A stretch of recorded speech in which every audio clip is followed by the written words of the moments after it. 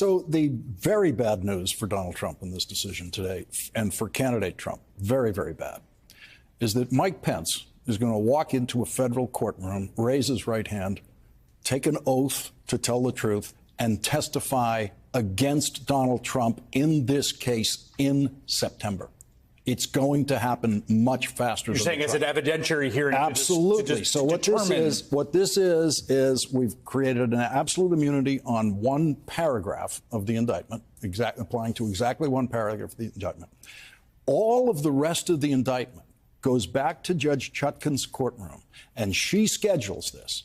This Supreme Court has ordered her to have a hearing about the evidence in the case to determine whether the act in question is an official act, whether it might have some kind of protection or not. And that's for everything in the case except for one conversation that he had with the acting attorney general. The Department of Justice. So what you're looking at here is basically there'll be some briefs on each side, and then the judge will schedule a day and say, OK, we start today. Mr. Smith, who's your first witness? And it's exactly like a prosecution.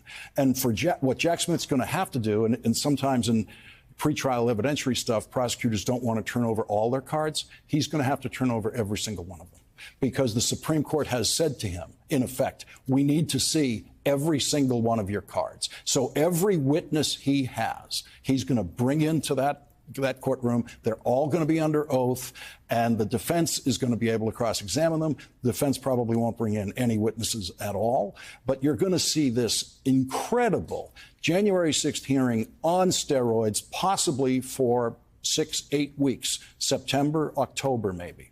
Quickly, Andrew, do you think that's going to happen? Yeah, I'd always thought the sort of silver lining, but it's a small one, because the big picture here is this decision is horrendous for American democracy. But Lawrence is right. There is going to be a hearing, and the Supreme Court has actually said there has to be.